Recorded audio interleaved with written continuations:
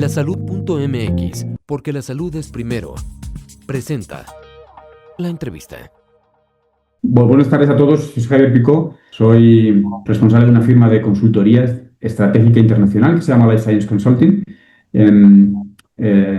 Soy ingeniero, economista y acabo de terminar mi doctorado en Economía de la Salud y he venido colaborando en el Foro de Liderazgo para la Prevención Combinada del VIH en México con diferentes organizaciones.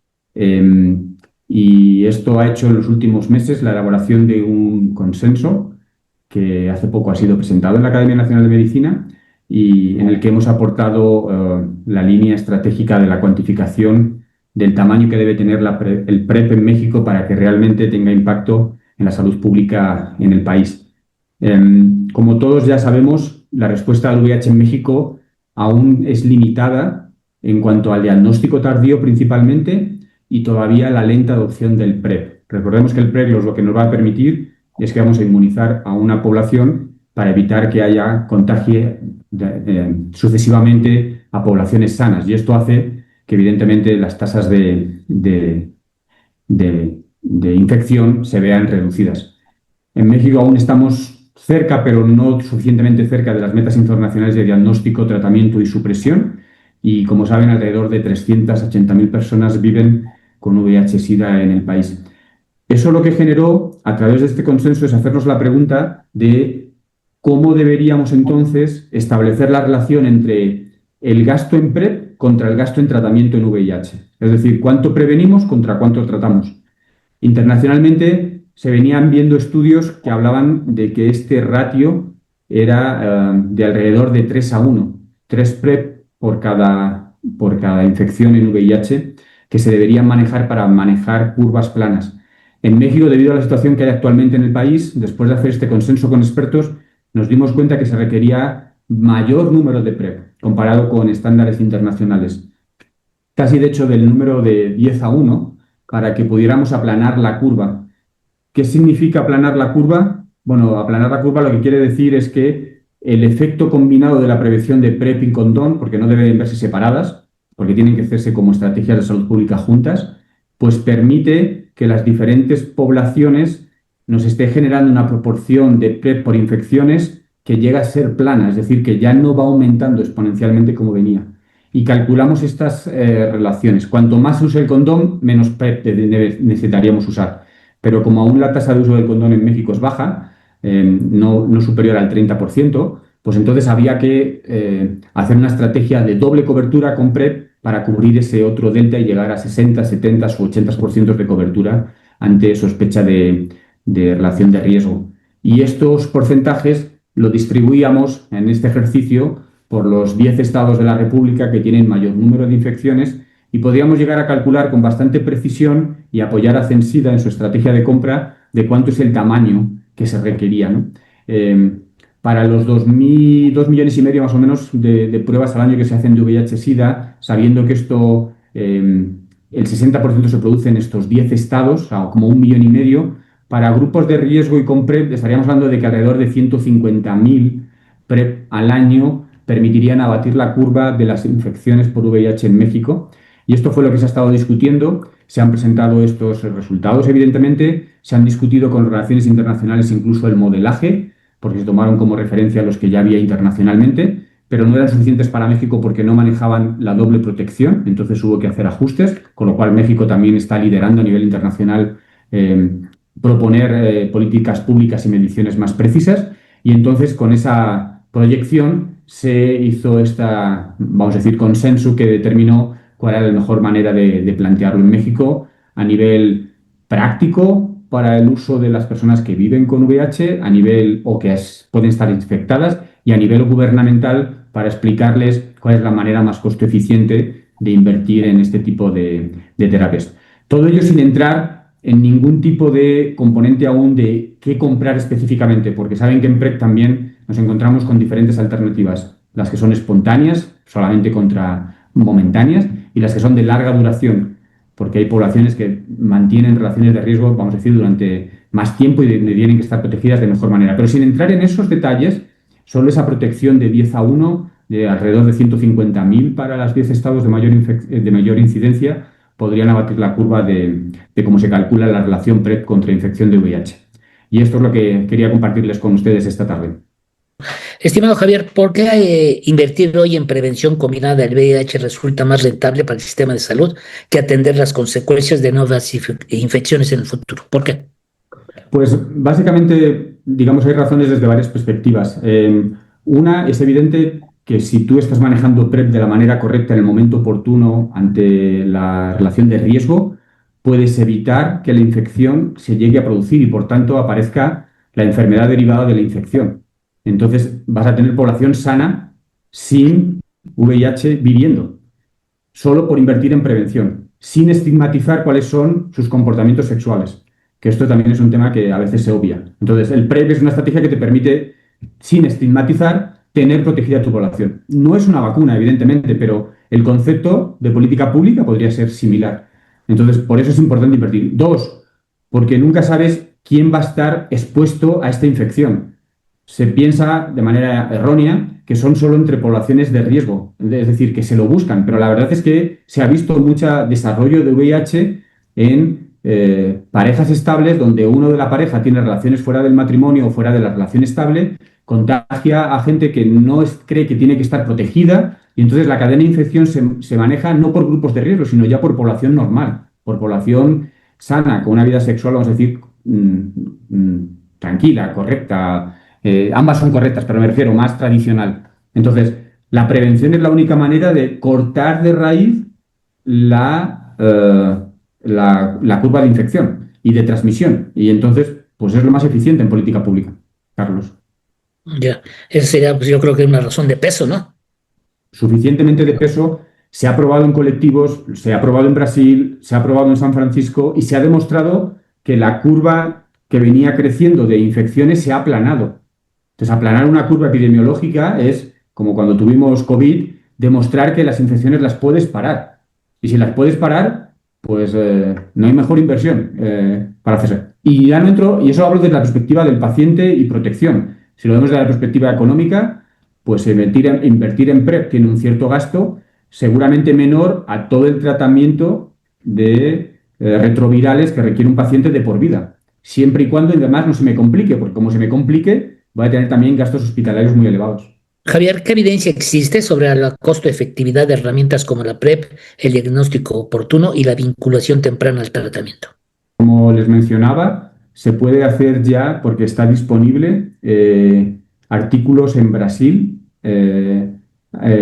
cohortes que está haciendo los organismos internacionales en ciudades de Estados Unidos, donde ya ha publicado estas tasas de cobertura y uso contra la tasa de protección que genera a nivel social contra la infección. Entonces existe evidencia ya publicada, Carlos, que explica este ratio.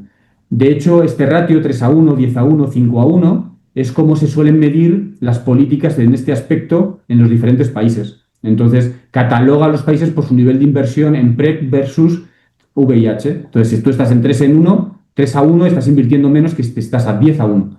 Esto depende de otros componentes, pero me refiero, es como un parámetro que permite homogenizar el comportamiento de los países o de las ciudades, porque recordemos que en VIH-Sida no se ven normalmente siempre a nivel nacional. Es zonas geográficas específicas, ciudades específicas, donde se suele tener mayor actividad de riesgo y, por tanto, hay que hacer campañas o intervenciones más enfocadas. Bajo esta lógica, ¿cómo pueden los sistemas de salud optimizar recursos para ampliar la cobertura de prevención sin comprometer otras prioridades sanitarias?